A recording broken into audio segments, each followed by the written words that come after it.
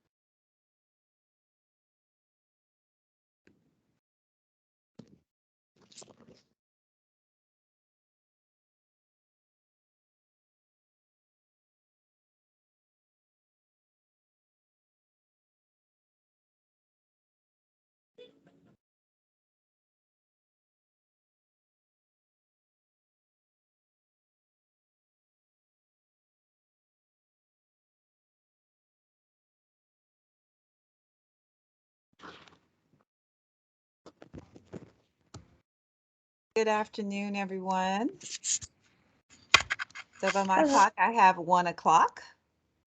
We will give a few more minutes for more participants to log in, and then we'll get started with our meeting for today.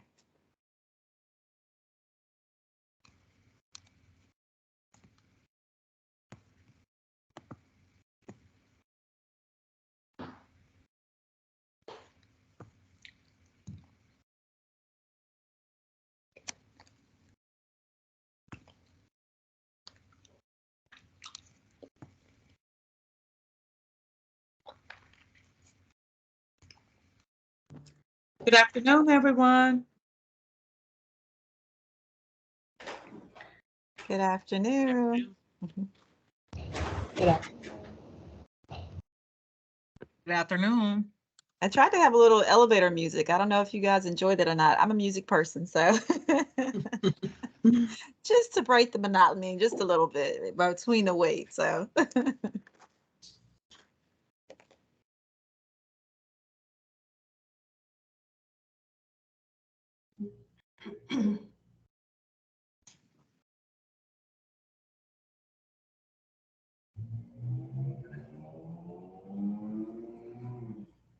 Yes, I can go ahead and put up the. I was gonna say, yeah, you can pull it up, Aisha, if you like. That'd be great. Thank you, ma'am. Reading my mind. Put this first.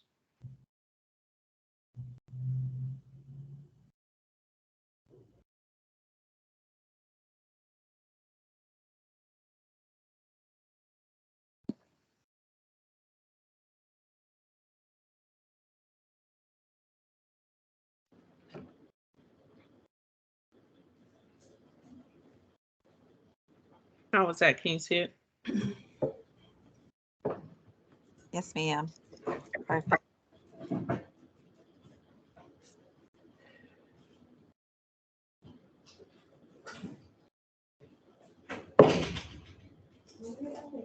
Still just one vegetarian, but I think that person canceled, but let me check and see. what's on the food. Just if you want to.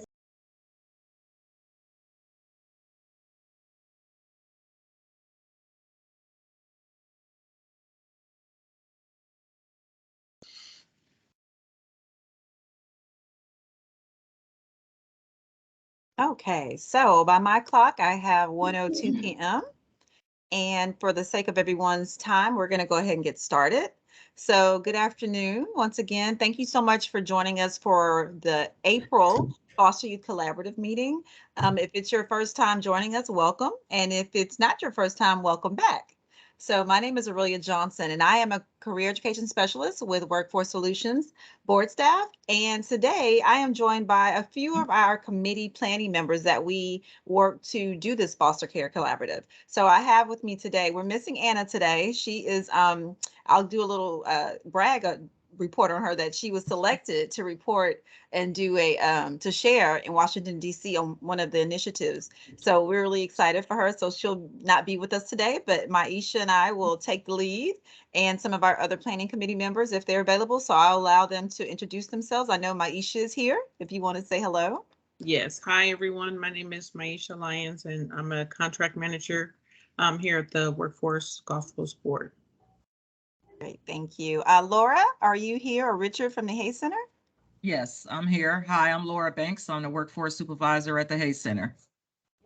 Awesome, thank you. And then we also have Janine. Are you in with us today? Didn't see her name pop up, but she could be here. Okay. No, it's not. Stephanie, if you're here, if you'd like to, Perry, some of the other individuals that we have. Hi, I'm Stephanie Cantella with the Coalition for the Homeless. Hi, Stephanie. Thanks for joining today. Is there anyone else I missed that is here that would like to say hi, that takes the time out of their schedule to participate in some of our planning committee biweekly meetings? We do have another meeting outside of this one to prepare for this meeting. So it's you know, we do a lot of preparation for it. We want to bring the information that will be helpful for us to eventually have our resource fair coming up in the fall. So, okay. Okay, so if not, if there are no other individuals that like to introduce themselves, we will get started with our meeting. So the agenda that we're sharing now, our screen, we're going to start with our icebreaker as we always do. I see Jen ask in the chat if we're going to have an icebreaker. So we're always thankful when we have the creative juices in our planning meetings. And so Laura Eubanks is very good at coming up with ideas along with Maisha for our icebreaker. So today's icebreaker for the day's meeting, it says to share something that makes you unique or unusual. So if you could in the chat, could someone, if you want to start that off, what makes you a unique or unusual individual? And we'll kind of filter those out as you read them. Let's see. No worries, Courtney. Hi, Courtney. So we're just going through the icebreaker right now. If you're just joining us, if you'd like to share in the chat, Just something that makes you unique. And I'll start. So something about myself personally is that people find it interesting that I'm a mother of four, but some kind of way, my husband and I managed to have two sets of the exact same kids. They're not twins, but we have a boy, girl in that order. And the boy, girl they're the same ages apart. They're 3 years apart. And the second set are the same age. They're 3 years apart. And then the boys are exactly 10 years apart and the girls are exactly 10 years apart. Was not planned, but it happened. So that's a very unique thing about me, I think, because I don't find a lot of people that have that story. So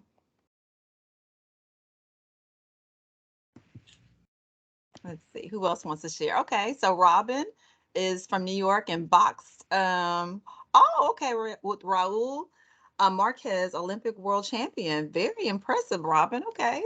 We know not to get into a rumble with Robin. So and you went to high school with Mike Tyson. Wow. I did. That's very interesting. Hey, that's a good one. I don't I know was if I'm thinking about, proud of it or not. well, because it's pigeons that you know about his whole pigeon thing, Mike Tyson. That's oh, okay. That's very. I saw a document. That's very interesting to me with the pigeons. But hey, pigeons need love too, right? Yeah. Right. So Laura, I see you have your hand up. Did you want to come off mic, share, Laura? Oh, I was looking for, I thought we were supposed to put him in the chat, so but I couldn't find the chat. Oh, The did you chat find chat. it now? I don't, it's not letting me, I do not see, I know how to use Teams and it seems to be missing somehow. Is it restricted? Okay. Let me see Yeah, if I can so do I don't something know else. why, but I can just share out loud at this Sure. point. So my name's Laura Cantor. My pronouns are she or they. I am from the Montrose Center, manager of youth services, and I'm really happy to be here and meet all of you today. And one thing that's unique about me is that I was a background dancer in the movie Breakin' in 1982, which was really fun. Which maybe some of you weren't born, but it's kind of a classic. So Yes. I love that movie. Oh, that is awesome. Wow. Where are you from originally? California. Okay. Yeah, that's very cool. Thank you for sharing that. Oh, yeah, some Mike Tyson breaking. I didn't expect that. Mine, I just seem like it's not very significant now. Thought I would share something pretty interesting. Okay. Let's see. What else? Maisha has one. It said me and my younger son share the same birthday.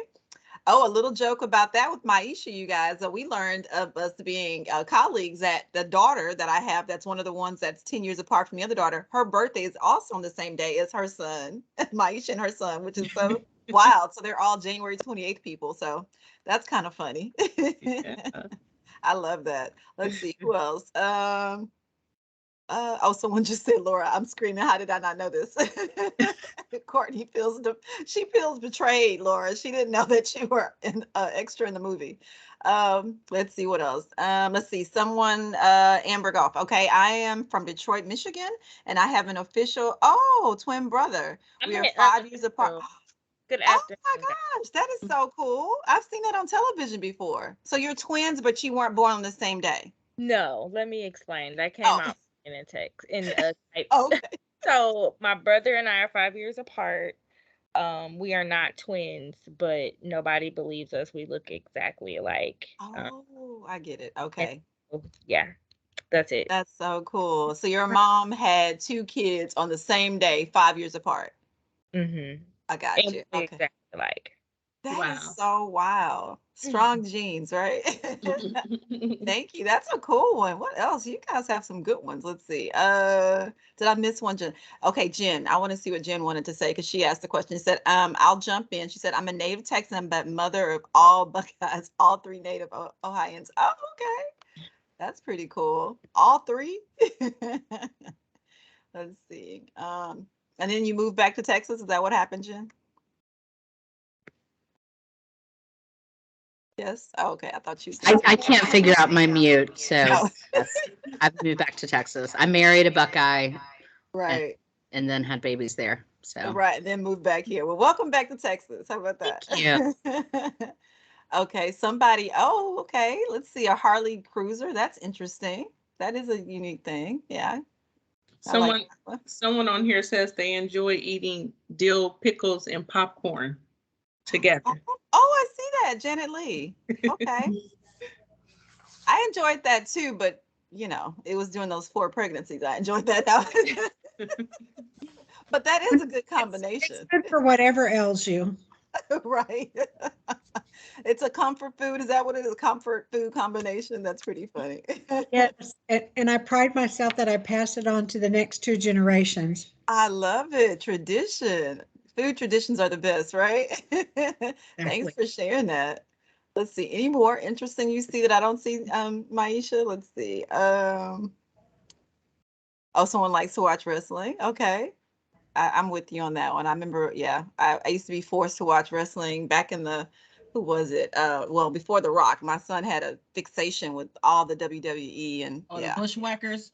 the Bush. Yes, I don't miss any of that. But then I got into it because all of the women that they would have that were wrestlers. I enjoyed Mhm. watching that on when they got reality shows. I got into the twins and all the different, Right. wrestler that they would have on WrestleMania. So they were women. So I enjoyed those. Let's see. Someone played basketball. Okay, okay. Who was that? Let's see. Carletta, can you tell us about that? Where did you play basketball with her? Oh, I played them back. Oh, that was back in the day. I'm kind of old, but Oh, anyway. okay. But she passed away. Matter of fact, she was a Right. basketball player, and we was from the same hometown, from Oh, okay. Lafayette. So she died of cancer. So I had the opportunity to play against her in high school, but she was real good. But yeah, I went to the funeral and everything, but I went to Jackson State University, got a full scholarship there, and then transferred to University of Houston, which everybody did not know. I used to play some ball, so Wow. yeah, so I'm here at Workforce That's Solution at very cool. Cypress. Yes, Are yes. you from that area? Are you from Mississippi No, originally? Oh, I'm from Lafayette.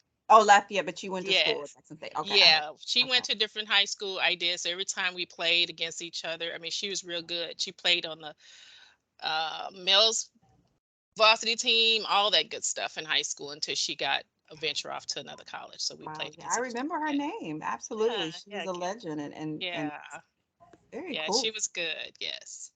Okay, thank you for sharing that. So Sure. Tiffany, let's see, keeping it in the sports theme, caught a foul ball, basketball at an NBL, baseball at NBL game in the hat. Oh, wow. Whose ball was it, Tiffany? Fagans. Oh, I still wow. have the ball. Is it worth something? No. Yeah, Besides the I'm sure it will memory. be. Once I get it signed, it will be. Yeah. Oh, very cool. I like that. Okay, let's see. Someone loves Korean dramas. Hello Kitty. Hello. Okay. Are you a K-pop fan too? I know about K-pop Not and really. BTS. Not really. I'm more just strictly Okay. dramas, Oh, okay, got you. not K-pop at all. Yeah, because BTS took over the world. Like, yeah. Like, they're okay, but give me my R&B, and that's the equivalent. So, hey, we're Got you. Someone told me the other day they didn't know the K in K-pop stood for Korean. I'm like, I don't think a lot of people knew that, but yeah. right. It does. All right, I think we're good. Is that everyone? Did we acknowledge everyone? Thank you so much I for see sharing. That was a great. Someone, Leslie says she's the only Latina woman her age to own a trade school in Houston. Oh, really? Oh, wow. My name is Elvia Quintanilla. I accidentally logged into my sister's, so that's when you put Leslie. Sorry about that. But yes, it's Elvia Quintanilla, and I opened up the trade school for electricians in August, approved by Texas Workforce Commission. Only Latina to own one here in Houston. Oh, wow. Very cool. That's exciting. Yeah, I do remember you spoke at one of our other meetings. So thanks for joining again and making sure you point that out. That's great. Thank you. Especially because we just had Women's History Month in March. That's awesome. Yes, pushing the boundaries and everything in male dominant field. That's right. That's right. Yes, I love it. Okay, we talk about that all the time. We were trying to talk to our students that we speak with. That's what I do outside of this capacity, and it's very important. So got to change it. Got to push those walls, right? Thank you for sharing. I think that's everyone. Okay, thank you so much for sharing. You guys have some when we say unique and unusual, yeah, That was it. Thank you. Okay. Thank you for participating with that and playing along with us with our icebreakers. It helps to kind of, change the momentum of the room. And so we can get started. Now we can get down to business, right? Okay. So, all right. Thank you for displaying that. Sharing again. Okay. Okay, so now we're going to get to, once Maisha gets our PowerPoint back up, we're going to talk a little bit about our areas that we serve, as we usually like to touch on that. And once again, once we display them at the school districts that we have, if you do not see your school district listed as always, please let us know, because sometimes we may miss it. We may not have it, but we want to make sure everyone is included and acknowledged. And we will add you for the next presentation if you're not listed. There you go. Thank you, Maisha.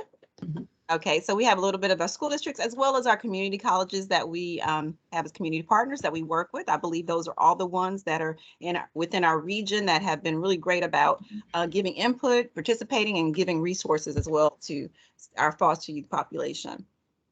So yeah, if you do not see your district listed, please put it in the chat and we will list it for you. Make sure we get it added. All right. So now we're going to move on to why we're all here today. So today we're going to have our topic is going to be about, once we did the wheel last month, it's going to be all about homeless youth resources. And we have a great lineup for you today. So to start us off, we have a very special guest. We have someone that will be speaking with the for today. If you would like to introduce them, Stephanie, you're welcome to come on. And her name is Charmette Finley. So before we begin the actual presentation, we'll have her come in and speak. So it's actually a gentleman, and his name's Charmé.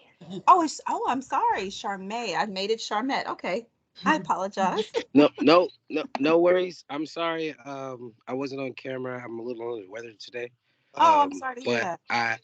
I am Charmé, everyone. For those who do know me, hi, how are y'all doing? For those who've never met me, it is definitely a pleasure to be here. I'm one of the project associates with Collective Action for Youth.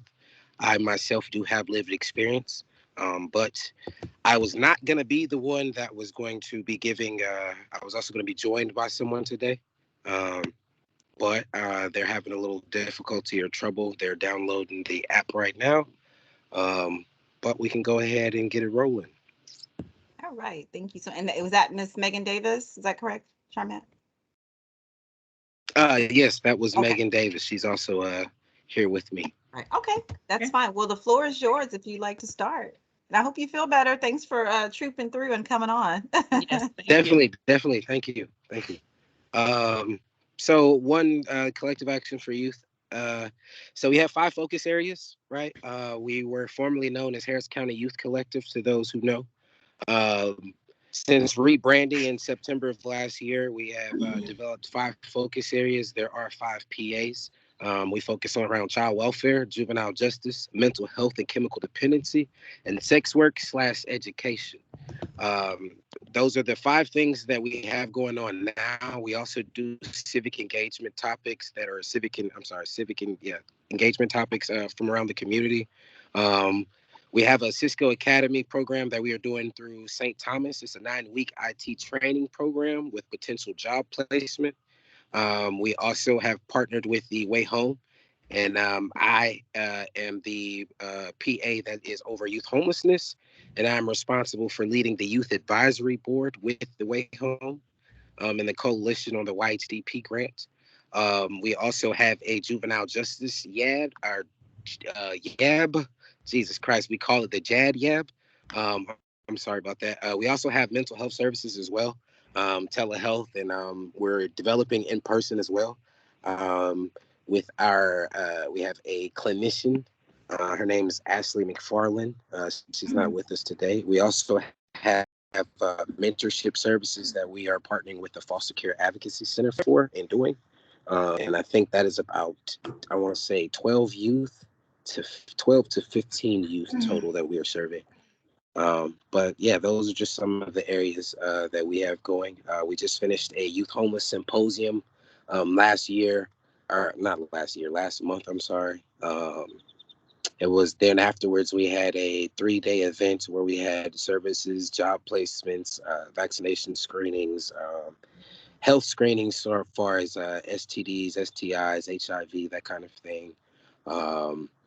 We had donation drives, barbers come out, different things like that. We definitely try and get engaged. We definitely try and promote giving back as well as advocating and being there to support the youth that we serve. If you could go to the next one.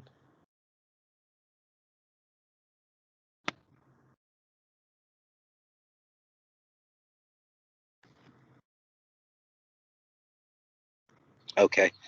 Before we get into collaborative ask, I'm sorry. This was the part where Mr.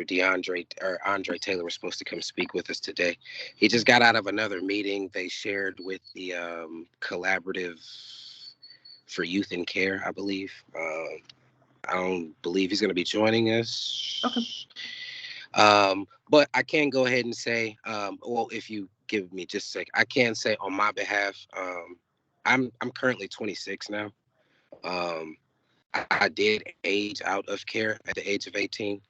I was in CPS for about 13 years. I do seem like someone who has it all together, but I would like to advocate for those people. I started off as at risk, and I just knew that the system wasn't designed for me. I wanted to find or figure out a way to adults always used to tell me, no matter what you're going through, you still got to be a person. And I wanted to figure out who that individual was going to be. So I strived and, would go talk to strangers, wherever I could get information from. I was different. I am different. But everyone in care is not like me. I have friends who are not here with us today. They didn't have good mentorship. They didn't have good roles, supportive roles, people like that in their lives. I think that is important. We all in this work, since I've been doing this for the last 3 years, mentorship has been thrown around so much. So definitely want to raise that and evaluate that, or not evaluate, I'm sorry, but uplift that. And then on top of that, I would also like to speak to the part of outlets and options at our Youth Homeless Symposium and for our campaign awareness video that we did called I Am Human Too. I made sure to write a flyer with meaning, and the flyer said, I don't want pity, I want options. In CPS, you're forced with the option to either go pro in some kind of sport or something like that, or go to school, or if not, the military.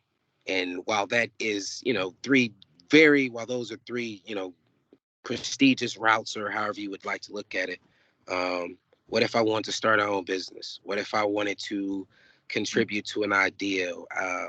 I think we need to uplift youth and harness their ideas, their thought processes, their dreams, because that can ultimately shape who they become. A lot of times you have a youth who will say, hey, I want to be a mentoring. I find mentoring, I have youth who will like, hey, I want to be a boxer. Oh, okay. And while that's great, there's no hardship, or not hardship, no downplaying it or nothing like that. But this same youth also got into a bunch of fights while he was in care. With that being said, what does that look like?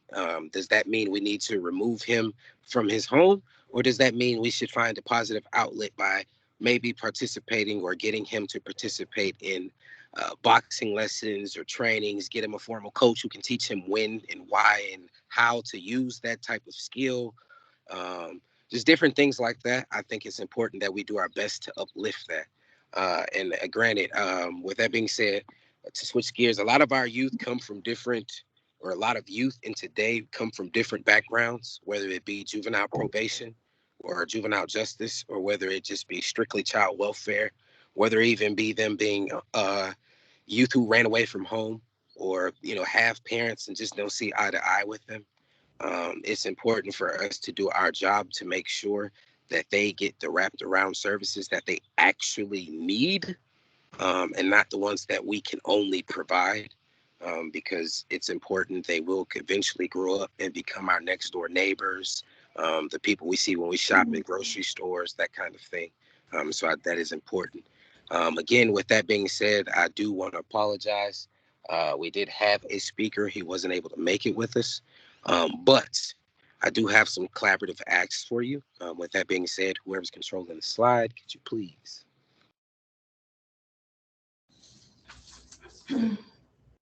One, to fellowship with you guys to create a think tank partnership on the focus areas that we have. Remember, there are 5, but we're asking you to at least engage in the 2, child welfare as being 1, and then the sex work and education piece, another one. It is a very hard topic this month. We also have, it is our Sexual Assault Awareness Month. Of course, we're also engaging in doing a sex educational, safe, healthy workshop, or safe relationships workshop. We would like to, extend partnerships and that kind of thing out to you guys to, one, to bring in, as we bring in this new crowd, this new population, one, to think about what possibilities can we, or areas can we change, can we grow, can we build on, in both of those areas. If you could go to the next one.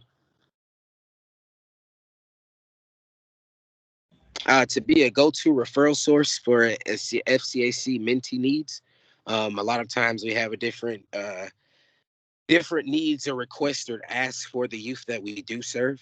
But granted, we are a population of only 5 PAs who do not have the capacity to serve all of Houston, or as well as be everywhere at once while continuing to participate in our jobs. So if there are different things that we could contract or work with you guys on or partner with, that would be great as well. Next. To be a go-to referral resource for civic engagement, risk, and needs. Again, we host community workshops. Community working groups bi-weekly, once every month. If they're not focused around one of our 5 focus areas, it will be related to a civic engagement issue that is currently going on in the community. And if possible, again, we are limited in capacity and would definitely love to not only uplift you guys and the services that you provide, but also partner and bring in and see if there are ways that we could also take on or be that source if need be, if not just for a sense of referral. Next one. And then crafting policy agendas, community organizing efforts, data tracking, to play a support role in the development and opportunities that we have going on with the youth advisory boards. Currently, the oh my God, it's hot. The YHDP youth advisory board that we have is comprised of 10 individuals. We have a total of 12 individuals. And then our JADGAB is also a total of, I want to say, 8 individuals. And then we have a Youth Justice Fellowship Rising component that is also field comprised of 5 individuals. So that is a total of 20, a little over 20. If we could, it'd definitely be a great help if you guys ever need anybody to speak out. I know today was kind of touch and go, but we'll definitely be able to plug them in. We're definitely trying to connect them with certain types of trainings and things like that to get them situated with bringing them into this kind of workspace. As we all know that lived experience is becoming a big component here. Yeah. Then advertising our free individual therapy sessions to the youth and young adults in your communities, as well as anything that we ever have going on, any events, any of the panels or symposiums, conferences, that kind of thing, any of our youth events, any of our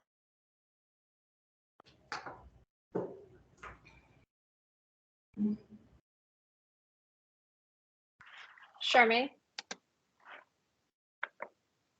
I don't think he might have frozen. It looks like so. I saw somebody had their hand up. Marilyn?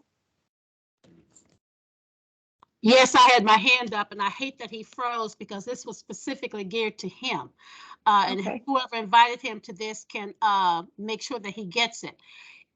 There are some seasoned adults who can't turn on a dime and take over a presentation.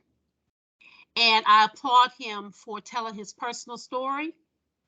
I also applaud him for doing what he is doing. What I would encourage him to do with his organization is it's all about funds. And so, as all of us on this call know, Texas lags behind people with funds. And so I would encourage them to push toward funding. I'm sure we all heard about what happened in San Marcos with those kids. And under whatever the political thing is, of those students who were supposedly objectified by the people watching them. We've really got to look at funding. We've really got to put our energy and focus where our mouths are. I just wanted to say that to him. Somebody get that information to him, please. Thank you. I surely will.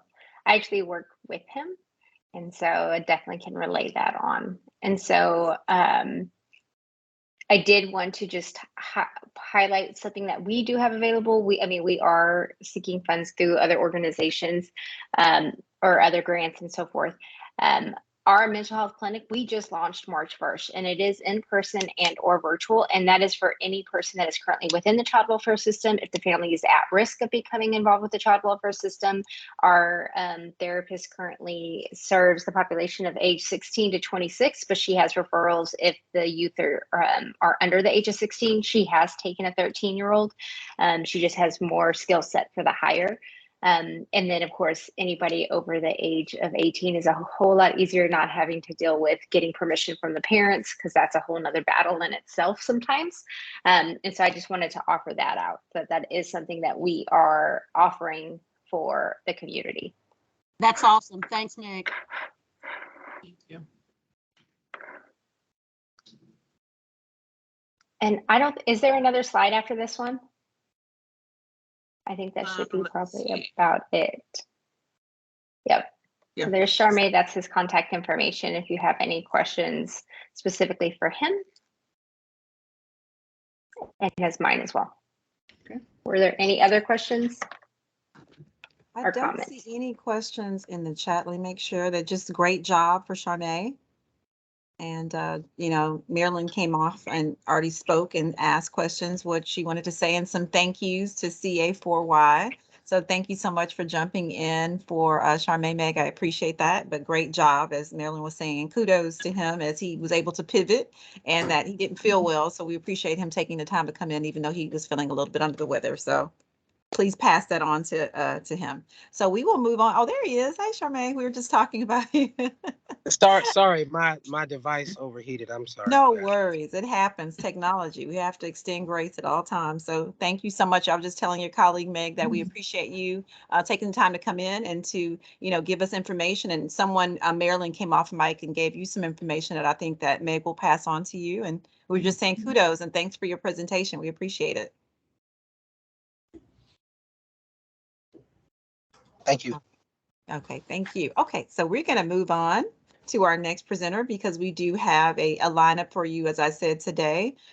So our next presenter that was listed is going to be Covenant House. We have representatives from Covenant House. We have Leslie Bourne. I don't know, I put OS on that. Leslie Bourne is going to present for us today, and we will get your PowerPoint up and we can get started.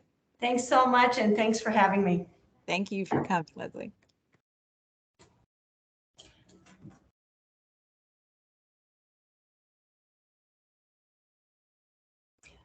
So hi, everyone, and thanks for inviting me to be here. And I'm going to try to go fast because I want to be respectful. There's two other presenters after me. So we can go ahead and just kind of go on to the next slide. This is our mission statement right here.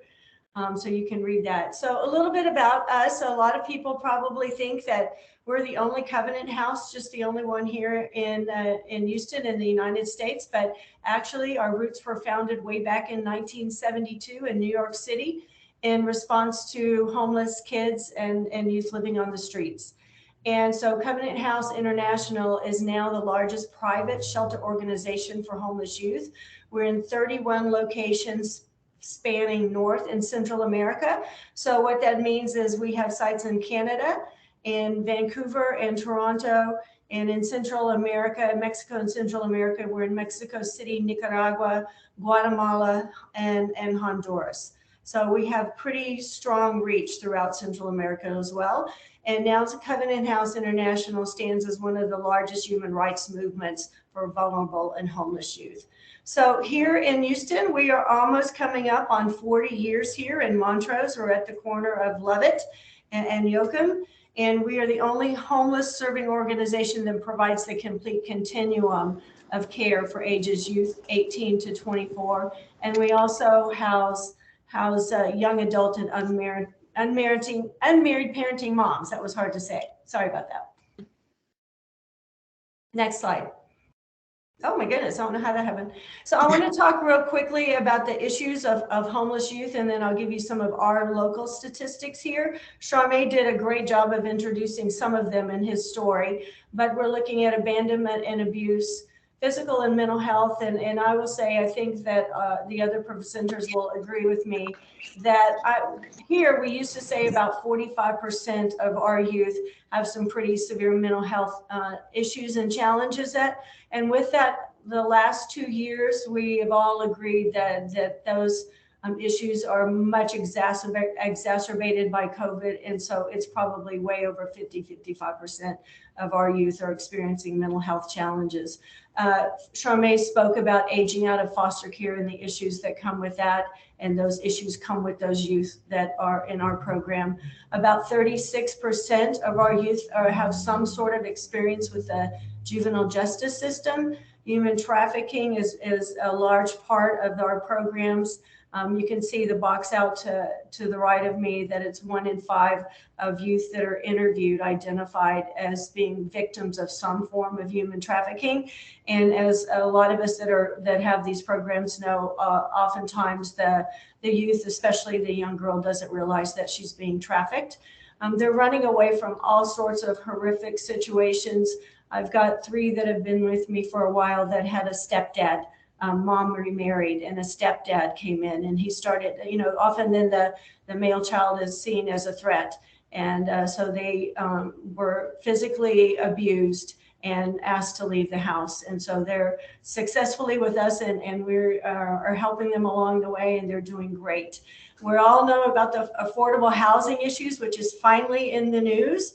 But this is not new to us, and affordable housing is a big barrier for the populations that we serve, and living wages. We know that sometimes our youth are offered the most lower paying jobs for whenever they can find jobs. And we see a lot of incomplete and interrupted education in this population, young parenting, racial discrimination, and I'll provide some statistics on that. And then all 3 of us work with our LGBTQ+ population, which I'll share some statistics on that too in the next few slides. I don't know how it's doing that because I'm not smart enough to make it do that. So we know that this is some of the next data is from the big landmark Chapin Hall study that came out several years ago. And so 1 in 10 young people ages 18 to 24 will experience homelessness, and 42% of those will experience 2 or more episodes of homelessness. They report couch surfing, living in cars, they're hiding on the streets, and they call them VACOs, they're living in abandoned buildings together. Affects urban and rural youth at the same level, and we all know that these kids aren't the ones that are standing out on the street corner with a sign asking for money. They don't like people to know that they're homeless. They also are very afraid. This age population is usually identified in the first 24 hours on the streets. And so we often say they're hiding in plain sight. Next slide. So who is at risk? These, when I saw these numbers come out from Chapin Hall, they were just staggering to me. So youth lacking a high school diploma or GED, 346% higher risk of homelessness. Youth in the households making less than $24,000 a year, 162% higher risk of homelessness. Our unmarried and parenting youth, 200% higher risk of homelessness. Our LGBTQ youth are more than double the risk of homelessness than their non-LGBTQ peers, and have over twice the rate of early death among all youth experiencing homelessness. And we see this, we're still at Covenant House in the last 3 years, 2 of our LGBTQ youth who had moved on into housing were murdered on the streets. And our staff is still dealing with that and still trying to process all that happened to them. It has one of the highest murder rates of all of the homeless population. And Black and African American youth at 83% higher risk of homelessness, and Hispanics and non-whites is 33%. And I think that goes back to the racial discrimination slide that I had earlier. Next slide. So a little bit about our programs. So we have a daytime drop-in center that's called our Youth Engagement Center. It provides day services. They can have food, showers. I remember my first year here, I met a young man who came up and introduced himself to me, and it was his first shower that he had in 2 months and his first change of clothes. And I was just, that stuck with me, that he had not been able to find a place to go until he found out about us. But again, he'd been out on the streets for 2 months before he even heard about us. We provide case management to these kids. They don't have to be enrolled in our residential programs. And from that daytime drop-in center, we have reopened our emergency overnights, and all of our programs that we had to take down a little bit because of COVID are open again. And so normally out of that population during the day, which is usually about 40 kids, about 20 to 25 spend the night on emergency mats because they don't have any place to go that night. So our Safe Haven emergency shelter is our emergency shelter. They stay in that program about 4 to 6 months. They're working with their case managers. They're just settling, and everybody's needs are different. A good day and a goal for someone that's been trafficked is maybe just getting up and getting out of bed and talking a little bit. And somebody else maybe just needs a safety net, so they need to work with their case manager and start looking for jobs. So we really meet each youth where they are. So there's not really a defined day that they're going to go out of that emergency shelter program, but usually they transition to the building next door, which is our Rites of Passage, which is a Covenant House name programmed, and it's our transitional shelter. They can stay there 18 to 24 months. They're required to save a portion of their paychecks, 30% of their paychecks as they work. So they're also in life skills classes, learning about saving money and what's a bank account and how you put money aside. And when they move to their first apartment, that money they saved, of course, goes right back to them. And so they have a bit of a nest egg to live on. And that number should be capacity 36. I don't know why it's 30. And some of our programs, we have 2 full-time career development staff members that work with our youth on, some of them don't even understand what the world of work is. They just haven't had exposure like, we have had. And so we talk to them about the world of work and what are the type of jobs out there and what interests you, how can we help steer you to those. And we teach them about, first off, what is a resume? And once they understand what this is how you sell yourself and promote yourself. We help them write the resume. We put them through mock interviews before they go to their first job interview. We work on job leads. We have relationships with employers out in the area, and our Montrose employers and businesses are just wonderfully supportive of our Covenant House youth, and we work closely with job training programs. Life skills, we have the basics that they always need, cooking and parenting and basic banking. Bakes are on site usually every quarter. They're coming back now after COVID. We're big on working on goal setting and realistic goal setting for each youth. It's different. And we're a faith-based ministry, so we have Bible study classes that are now back in person.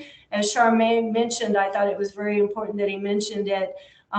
There are also life skills classes that we bring on or develop based on what we're hearing from the youth and what their needs are.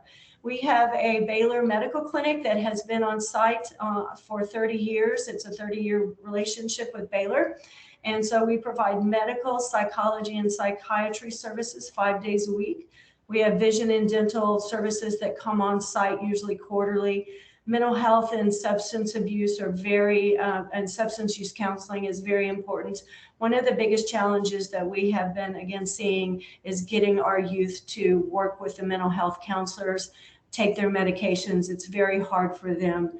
And they don't like seeing the counselors, or they just don't. I think it's hard for them to realize that they have some challenges, and that it's hard for them to keep their appointments. And so we really are working hard with physicians and our youth to understand the importance of their mental health. So our approach is low barrier, and we use evidence-based programs with regards to our human trafficking. It's an evidence-based program that we use for workforce. Our parenting program is evidence-based.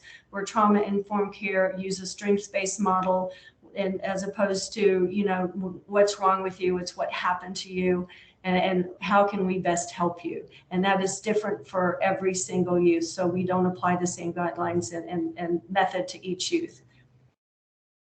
And next slide. And so I wanted to go over a little bit about our numbers. You know, and so I'm using fiscal year 20 and fiscal year 21. And I was so surprised when we still were able to serve almost 6,000 youth in fiscal year 20, because, you know, that March was basically when everything shut down. I've put them as a comparison and won't highlight each, but you can see how COVID affected us in fiscal year 21 as a congregate living facility, that we had to take our numbers down for safe distancing. So we went through a little over 31,000 nights of housing down to a little over 19,000. The youth served, you know, dropped drastically, and the youth just weren't out and about. We had a hard time finding them. Visits to our medical clinic stayed pretty steady. And I want to mention that too, with our Baylor Medical Clinic, you do not have to be staying at Covenant House. You don't have to be enrolled in our programs. Any homeless youth in the age range of 18 to 24 has immediate access to our medical clinic, including our mental health services as well. So that's a very important piece of information to please share with everybody out there.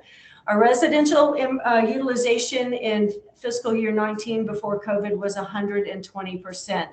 We were turning away youth we were sleeping probably 25 up to 30 kids a night on emergency mats, and still turning youth away. In fiscal year 19, that went down to 107 with the beginnings of COVID-19 in FY20, and in FY21, it was down to 89% because of safe distancing.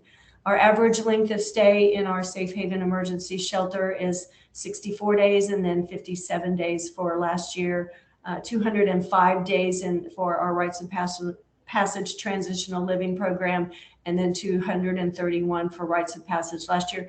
We really did not encourage, if the youth weren't ready to leave because of COVID, we did not want anyone to feel that because they were coming up on a certain time period, if they weren't ready, that they didn't need to leave, because we weren't sure where they would be able to go. So we encouraged a lot of our youth to just stay on our campus. And I think that's it. I did it, and I hope I've got time left for the other presenters. So, but in the interest of time, if anybody has any questions, I'm easily found, and I'd love to answer them for you. So thank you so much again for letting me talk about Covenant House. No, you did great, Leslie. Thank you so much for that information. Yes, as she said, if there's no questions currently in the chat, but if you have any questions, please feel free to reach out to Leslie with more questions if you may have some. I did have one question, but I will hold it to the end. So as you said, for the sake of time, to allow the other presenters to present, and we're going to move on. So we also have a presenter from Montrose House. If you are available and ready to hop on. I'm sorry, not Montrose. Montrose Center. I confused the name. So Montrose Center, that's you, Laura.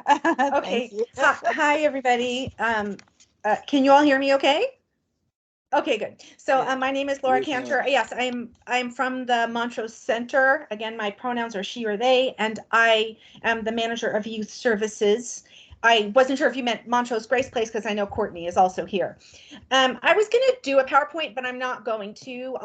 I just want to share with you about our services and how your youth can access them, because I think that's the most important part right now. So as you know, Montrose Center is Houston's LGBTQ center, and we have a variety of services, and the services I'll tell you about today are our youth programs. So in addition to our youth rapid rehousing program, which I oversee, where we do provide case management services for youth experiencing homelessness between the ages of 18 and 24 through the Way Home Coalition. We also have our youth groups. In terms of our homeless services and youth who are experiencing homelessness, we do not do the intakes for those youth. So they still have to go through the coordinated access process, and then we get their referrals. So, and then we do the case management services for up to 24 months with those youth. In our other youth part of our youth programming, we have our Hatch youth groups. Hatch youth groups have been around for over 20 years. These are social support groups for LGBTQIA+ youth between the ages of 7 and 19. And our groups we have 4 groups a week. Well, almost. So we have one group that is for, we call it Hatch Junior, and that is for youth who are age 7 to 12. And that group meets the second Sunday, and we'll start meeting again on the 4th Sunday of every month at the Montrose Center in person. The youth meet together in one room, and then we send the parents off to another room, sometimes with our partner, the PFLAG, which is an agency that provides support for the parents and caregivers of LGBT youth, and that could include foster parents, absolutely. So for our youth 7 to 12 years old, they do need to have consent to join our group. For the youth who are 13 to 19, they do not have to have consent. It is a social support drop-in group, and that group meets on Tuesday evenings, Friday evenings, and Sunday evenings. And the group is anywhere between 2.5 hours to 3 hours long, depending on what we have planned that evening. And the structure of those groups is similar. We have introductions and social time. We have programming where we may invite a speaker to talk about a special topic or do special activities with the youth, creative activities, writing activities, or educational activities. Or we have game night or movie night. And then that is followed by small group chats. So the youth get divided up into smaller groups where they get to speak to one another, a kind of a peer-based support structure. And those groups are all facilitated by our trained facilitators, as well as we have student interns and our staff. Myself and my youth services specialist also support those chats. And we're always there with the youth. There's always adults and facilitators there with the youth. So these are confidential social support drop-in groups. Any youth, LGBTQIA+, can come to our group. They can show up on Friday nights. Group is at 6:30 at the Montrose Center. If they want to join our virtual groups, those are on Tuesdays and Sundays. And it's really easy for the youth to join. All they have to do is send an email to me or the youth program specialist, and we'll do a quick intake with them online so we can see who they are if we haven't met them in person already. Otherwise, like I said, they can show up on Fridays. Groups are, all this information is available on our website, www.montrosecenter.org, and you can look it up under Youth Services. So that's how you find out the schedule, but it's always the same. Tuesdays 5 to 7:15, Fridays 6:30 to 9:30, and Sundays 6 to about 8:30. Our groups are just amazing. The youth between 13 and 19 really support one another and take care of one another. They're one of the lifelines for a lot of youth, and all youth are welcome to come to those groups. I think that is the biggest thing I wanted to tell you about today, is for your youth you are connected with, as well as for any parents or caregivers or any providers who have questions, who are interested in training. We also do, and I do especially, a lot of training for, oh, look at that. I did have a PowerPoint, but I just wanted to, I know we're kind of pressed for time, so I'm going short here. But I really wanted to make sure you all know about our groups and our training. If you ever need somebody to come in and talk to your staff or your youth about how to be supportive allies, how to be supportive of LGBTQ+ youth, I also know that right now, especially for a lot of social workers and care providers and educators, there are a lot of concerns regarding our youth who are transgender and non-binary or gender non-conforming. And there's a lot of concern about that. I encourage you all to contact us. We can provide lots of resources, and we hope that everybody is continuing to provide gender affirming care for all of the youth that you work with. And there's our information. Yes, info@hatchyouth.org. That is me, Laura Cantor, and I'm happy to answer any of your questions, and I will stop here so that we have time for our next presenter. And I'd love to come back again and talk more in depth about how we can really support these youth in this community, especially with foster youth, because as you know, we are overrepresented in that population. So please invite me back. And thank you to Stephanie. Yes, I was thinking the same thing, Laura. We would definitely have to have a new topic where we can have you back and talk more, extensively about the services that you all offer. But thank you so much for wrapping that up really nice with a good bow so quickly. I appreciate it. So last but certainly not least, one of our speakers that are going to come from today, it's going to be from Montrose as well, but not, it's Montrose. I want to make sure I have it right. Montrose Grace Place. And we're going to have Courtney Sellers present. Hi, y'all. Thanks for the picture on the website. Didn't know that would be there. I'm Courtney. I'm the executive director at Montrose Grace Place. I think I sent my presentation to an email. If y'all have it, do you have it? We'll grab it. Did you receive that, Maisha? I don't believe I did. This happens all the time. It's okay. I'll just, since we only have a few minutes, I'll kind of do the same thing that Laura did, if that's okay. And I would also love to come back and go through the whole presentation. Okay. If you want, if you send it to me, I can definitely share it. It's just that I can't figure out how to turn it so that it's not, you know what? I'm so dumb. Here we go. Share. No. I got you. Yeah. Okay. I'm glad to know I'm not the only one. I just put the presentation in the chat, Maisha. Is that what you meant? Yeah. Here we go. Perfect. Yeah, that sharing link steady has me. Technology, I know. It happens. It happens to all of us. Or if it has not happened, it happened over this process of 2 years, I'm sure. Right. Working. So while Maisha's pulling that up, I'll just do a quick intro. Montrose Grace Place is an evening drop-in center for youth who are between the ages of 13 and 24 who are experiencing any type of homelessness or housing insecurity. So similar to, I think on Laura's slide, Leslie's slide, she went through kind of all of the different ways that youth come to a point where they're experiencing homelessness.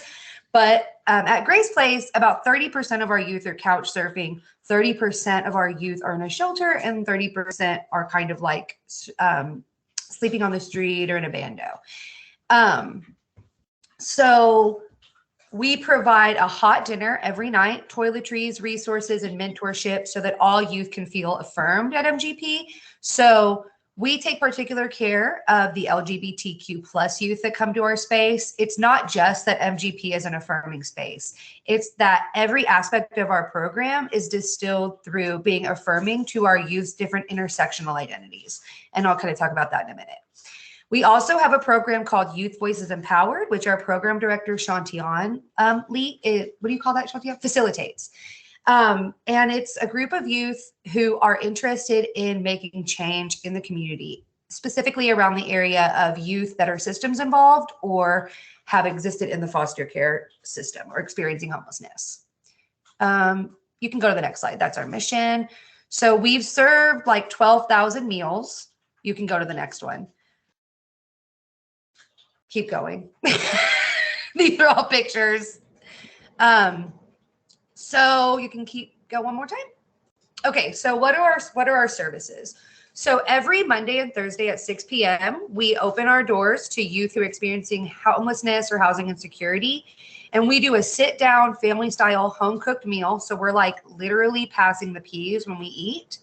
Along at dinner, it's youth and our direct mentors, which are volunteers from the community. After dinner, we do like a fun or creative activity with, we do like creative writing. We've done like computer stuff. What else? Jewelry making. Because we're in the evening, we feel like, and the youth tell us this, we're very youth-like led. So the youth have told us, you know, we're at school or work or trying to get resources all day. In the evening, people are just looking for a place to wind down. So we try to keep our activities fun and creative. During that time, we also help our youth get resources, like we provide housing assessments. So I know Laura mentioned their rapid rehousing program and how they still have to go through the assessment. That's what I do. So we sit down with the youth and kind of go through every single, little thing that's going on. What's the story? And we do that kind of alone in an office where they can feel free to talk openly. At the end of youth night, anybody can stay for our peer discussion time. And then in addition to the stuff that I have here, we provide our youth with a place to charge their phones. We have a clothing closet called Tracy's Closet. Everybody can shop in there, get toiletries. We provide access to housing resources, educational resources, occupational things. And I want to take a minute here to kind of uplift two things Charmaine said. And one of them was, everybody always focuses with youth who are experiencing homelessness on like, oh, you got to get a job. You got to get a job. You got to be productive. But we here, our youth have so many talents and they have so much to give. And so we have started partnering with a bank, for example, to provide our youth with some financial planning resources, but also to help them. Like, well, how do you write a business plan if that's what you want to do? So we try to give, and I want to say this in uplifting Charmaine's second thing, which he knows this was my favorite sign, we want options, not pity. We try to present our youth with a wide variety of options so they can pick the best thing for them to help in their journey. Next one. Keep going. So Tracy's Closet is our clothing closet. It's a boutique style atmosphere. It's named for Tracy. Tracy was one of our trans youth who was murdered in 2019. She came to Grace Place like every day, every Monday, every Thursday. She loved to shop. She loved to put together outfits. And so we wanted to make sure that the memory of Tracy was always here. And that's, we renamed the closet for her for that. So inside Tracy's Closet, we have everything: clothes, shoes, toiletries, backpacks, sometimes phone chargers, everything. Go to the next one. Here's a little look at the new closet. Go to the next slide. So I mentioned we provide resources to youth. So we partner with lots of organizations in the community so our youth have access to whatever resources they need. Here are a couple. Legacy provides HIV/AIDS, STI testing, and they're going to soon be able to provide us with some pregnancy testing and referral scheduling. The Montrose Center, we refer our youth over there for some of their support groups, counseling. They also come and do some testing. Laura actually provides the training. So she had mentioned that they do a lot of the training and we're one of the people. And then also with the Coalition for the Homeless, we are a member of the Way Home, and I'm here because of our partnership with the Coalition. You can go to the next slide. Go to the next one. So I'm going to talk a little bit about our financial aid programs. So when COVID first hit, everybody knows youth were kind of the first to be impacted. They were the first to lose their jobs at the restaurant or wherever they worked. The least likely to have done a tax return. So how are you going to get the stimulus money, right? There were so many barriers. So we were lucky enough to be able to provide over $110,000 in direct financial aid. That was Cash App directly into our youth's hands, which allowed them to do things like pay their rent. We provided 3 months of rent to one youth, pay for a hotel room while they waited on housing to come through, all of the various things to make their lives a little easier. And then that kind of led into, in November of 2020, we started our hotel stipend, like emergency shelter aid. Youth at Grace Place, since we're in the evening, there are no shelters because you have to be there earlier in the day to get in. And so when our youth were telling us this, we started brainstorming ways we could make sure they wouldn't be on the street. And this is what we do. So we provide each youth with $200 for emergency shelter. Next slide. I will quickly go over 90% of the youth at Grace Place are POC, 75% of our youth are Black youth, and half of them identify as LGBTQ+. And so that's why I mentioned that we're always centering our youth's intersectional identities. You can go to the next one. Next slide. Next slide. We're all volunteer run. So you can go to the next slide. Keep going. Keep going. COVID-19. Like I said, we provided $100,000 in direct aid. We had to move our youth nights to a to-go model. So every youth that came to Grace Place still had the opportunity to access a home-cooked meal, toiletries, supplies, and that financial aid until we were able to reopen in August of 2020. The closet, and then we recently kind of went back to our regular youth nights. Keep going. Anytime you see a picture, you can just keep going. Okay.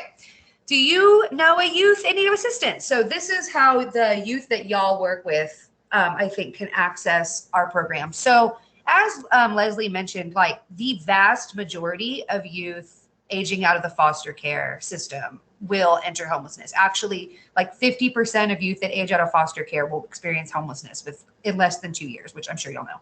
So that is a lot of the youth that come to us. Young people just need to show up here at 6 p.m. on Mondays and Thursdays.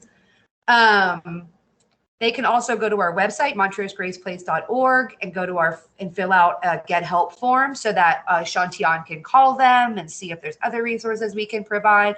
But really the best way to understand Grace Place and get help is to just come. So that's a little bit about us. If anybody has questions, which I'm sure you do, you can email me. I'll put my email here.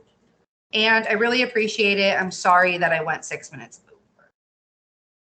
Oh, no need to apologize. I appreciate it. Good information, good sharing. As we said, we have to make arrangements for you and for Laura to come back from Montrose Center so we can get more information, but very good.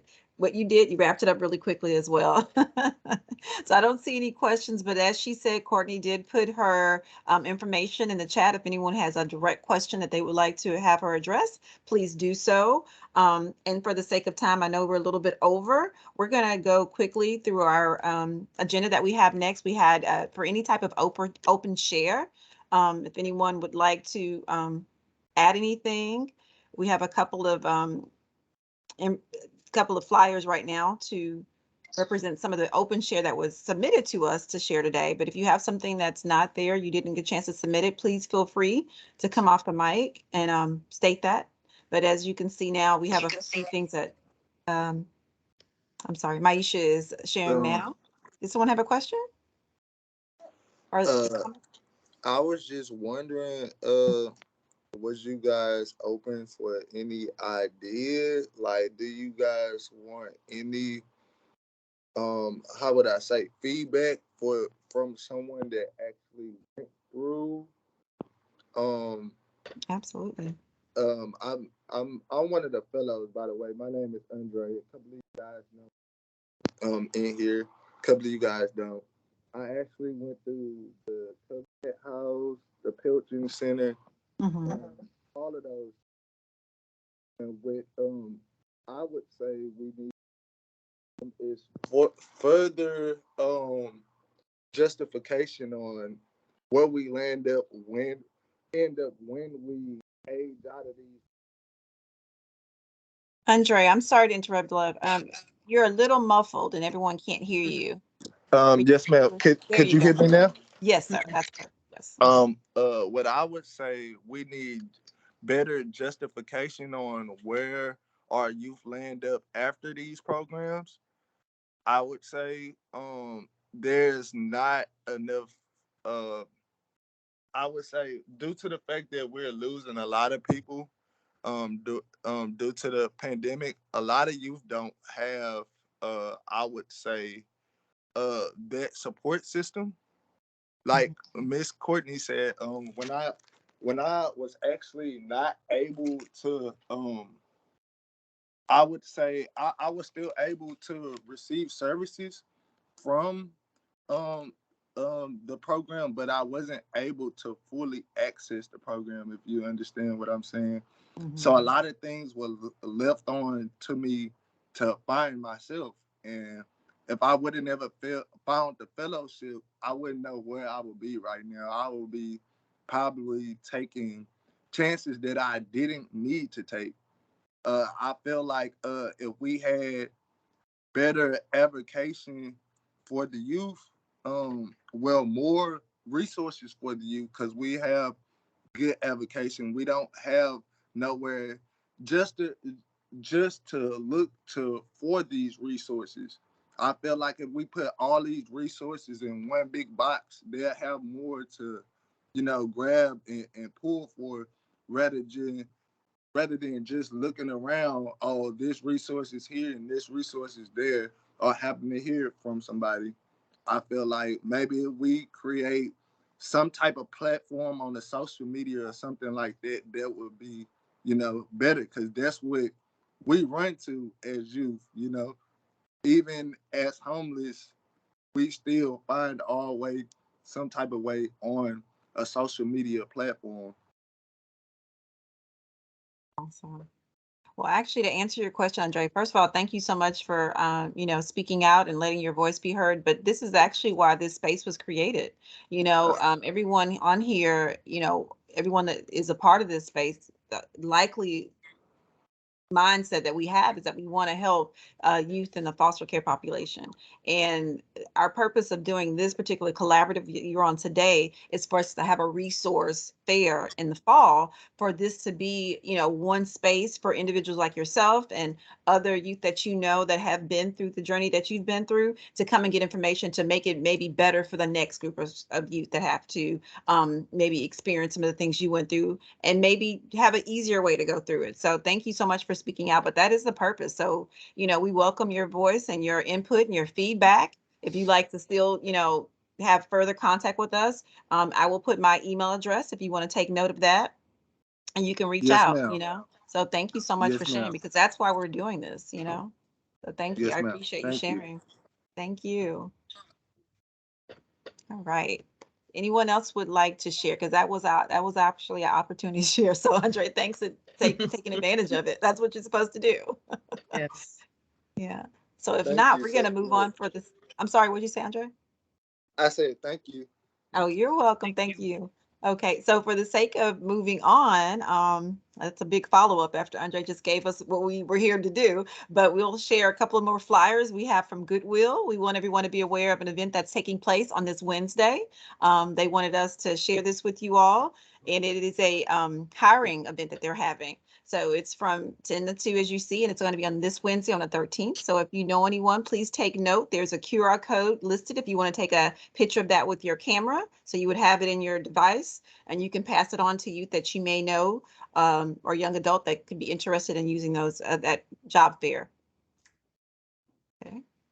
So the next one, I think we have another flyer that we wanted to share. Okay. So this is another opportunity share that was submitted to us from Mr. Terrell Green. Hi, Terrell. So he wanted us to know about the opportunities that they have for life enhancement services. So if you'd like to say anything about it, Terrell, you're welcome to come off camera. He's also one of the, I didn't see your name on here, but I know you're a part of our community, our planning committee that we have biweekly. So if you'd like to say anything, if not, we'll allow the flyer to speak for itself. The information and contact number is on there if anyone is interested. Okay. And the next one, do we have another one, Maisha? Okay. And this is, we heard a little bit from representatives from The Way Home and the Coalition for the Homeless today. They were here. They were a part of how we had our speakers today. So thank you, Stephanie, for that. So that's a little bit about their information. If you know any youth that have experiencing homelessness or insecurities in that area, please reach out to them. They're willing to help and to get them have resources to help them be able to find shelter or other living accommodations and what that looks like. And then lastly, we have information that we share usually on our meetings. It's just from online learning, and it's with a partnership with Workforce Solutions. So we have this, if anyone would like to do LinkedIn Learning, there's some great opportunities and some workshops that you can take a part, be a part of. There's also a QR code that's been created that makes it a little bit easier to have it in your phone. It helps me a lot to take a picture of that and pass that information on. That'd be awesome. Okay, and now this brings us to our conclusion of this. So every end of every meeting, we spin what we'd like to call the Wheel of Opportunity. And so today, as you see in blue, we covered homeless youth resources. The other two are previously topics that we covered. So Maisha will be our Vanna White today. For all intents and purposes. And she will spin that wheel and we'll let you know what we have coming up for our next meeting next month. It's like round and round where it goes. Let's see where we're gonna stop. Oh, where is it? Okay, so temporary transition housing is the winner for next month. So we will definitely have a meeting with our planning committee to have our panel and group of panelists that will be presenting. And hopefully there's, as always, some information that you can take back and use with the youth population, the foster youth population that you work with. Hopefully there is something that will be interesting to help you and to also contribute to our resource fair later on in the fall. I know it's take a time. I know I had a really quick question maybe for all the presenters, and I don't know if other people on here are thinking the same thing. For myself, because this is not my direct wheelhouse, I've been very fortunate to be able to have a agency that's allowed me to learn more about the foster youth population, but not initially my wheelhouse is for a lot of you. But what is one thing, if you all would like to say from the Montrose Center or from Grace Place, Montrose Grace Place, or even from Covenant House, what can we do as everyday people to help contribute? Is there one thing that you can suggest if we want to help, or if we know other people or organizations that want to help? What can we do to keep you all moving forward to help the foster youth population? I think about donations because you have Tracy's Closet, and I think that's so sweet. Like, are you willing to take or accept donations for that, or other things that Covenant House may need, toiletry bags? I just think about things that organizations I'm a part of outside of it that we would love to help and to donate. So if someone would like to speak on that really quick, and then we'll adjourn. I just put something in chat. Okay. All right. I would just say, because all three of us are wonderful organizations, and we share youth back and forth, and spread the word. Spread the word. If one youth doesn't know about us and has to spend the night on the streets, that's not a good situation. So I would say spread the word, and we're always in need of donations and clothes and toiletries and things like that. Okay. Now that protocol for donation, is that listed on your website? Yes. Okay. All right. Thank you, Leslie. Awesome. All right. And also, let's see, I think I had another question on here. Oh, Ms. Adams, I will get your email. I believe I have it already from the distribution, and I will send those flyers to you. Absolutely. Okay. And we also send a recap from the meeting. We send it out to everyone, so everyone will get a copy of the slide and also all the flyers that were included in the slide today. Thank you, Maisha. Great point. Yes. And I would just add one more thing. It's Leslie again, sorry. Volunteers, we're all three very heavily volunteer based. I don't know where we are, just now starting to allow those back on campus. Not sure where everybody else is, but eventually they'll be desperately needed. Yes. Thank you so much. I appreciate that. And once again, I appreciate all of you taking the time to join us for this April meeting. And thanks again to Andre, who so bravely and so eloquently spoke about how he felt. And thank you for that. That's why we do this. I appreciate that. So if there are no other questions or comments, we will adjourn. I know we went over a little bit today, so I thank you for your patience. For all of you that didn't have to drop off and stayed on, thank you so much. And as always, we look forward to our next meeting next month. On May 11th. May 11th. Thank you, Maisha. That's why I have you as my co-pilot. Thank you, everyone. You guys have a great afternoon. Thank you so much.